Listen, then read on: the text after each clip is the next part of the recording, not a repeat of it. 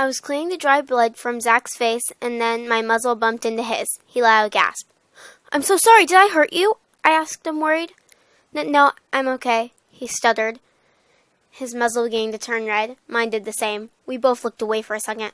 Then I continued to clean his face. "I'm done cleaning you up," I told Zach. He looked terrible. He had bandages on his feet and chest and a black eye. I felt really bad for him. I was gay. That's probably the reason I helped him. I thought Zach was cute. I wish I could tell him, but I don't know if he likes guys like me. I sat down on the other side of the bed. "Want to watch TV?" I asked, not knowing what to say. "Sure," he said. His voice was beginning to get more steady. I picked up the TV remote and switched through channels until we found a show we could both agree on. I looked over at Zach. He was trying to sit up. He was too weak to put himself into a sitting position, and he was just hurting himself trying, so I leaned over towards him. "Stop," I whispered. "Let me help." Zach stopped trying to sit up. I put my arms under his and lifted him up a little. I slipped and he fell right up against me with one of my arms around him. He looked up at me with fear like I was going to push him off. "It's okay, you can stay," I assured him. "I don't want to hurt you again." In my head I was going nuts. We were practically cuddling. "Thank you for everything," I heard Zach whisper to me. Then the unthinkable happened. He gave me a hug. I hugged him back. "No problem," I told him, looking at the clock.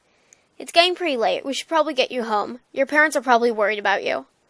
Then I saw tears begin to well up in his eyes. "What's wrong?" I asked him, concerned. "Well, it's just yesterday when I woke up for school, my parents weren't there. There was a note on the fridge saying they didn't want to take care of me anymore.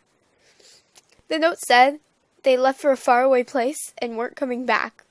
Zach told me, now in tears. He told me that since the day he could walk and talk, his parents abused him. They would tell him he was a mistake and should have never been alive. I'm sorry. I never knew," was the only thing I could say. Zach was now in my arms crying. I had a good feeling he was letting out years of built-up emotion out right now. "You can stay at my house," I told him, considering he was still underage and still needed a person of the age 18 or older to watch him. Really?" he asked me. "Of course," I assured him. I lived alone, and things were going to get kind of lonely.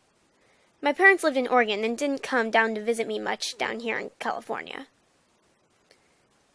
"Thank you so much," he said, pulling me into another hug. Then he nuzzled me.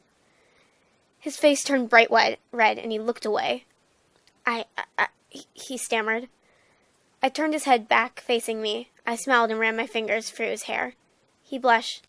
Yep, this kid's definitely gay, I thought. I felt him cuddle closer to me. I caressed his cheek, and then kissed him. When I realized what I had done, I stopped.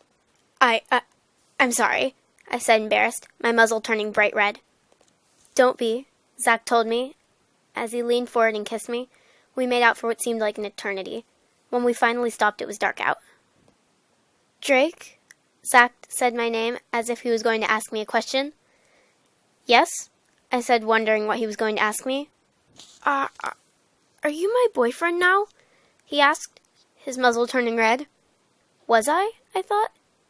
I mean, we made out like we were. I haven't had a boyfriend for 2 or 3 years. It would be nice to have one. "I will if you want me to," I finally answered him. "Then that's a yes," he said, touching his nose to mine. I ran my fingers through his hair. I looked over at the clock. It said it was 8 p.m. Zach needed some time to rest and heal if he wanted to go to school tomorrow.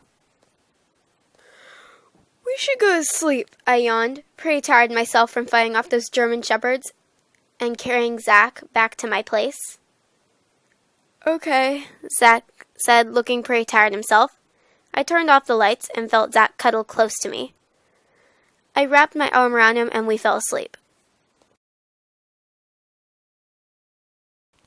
Okay, so right now I feel like my mom has been listening to me record this the whole time.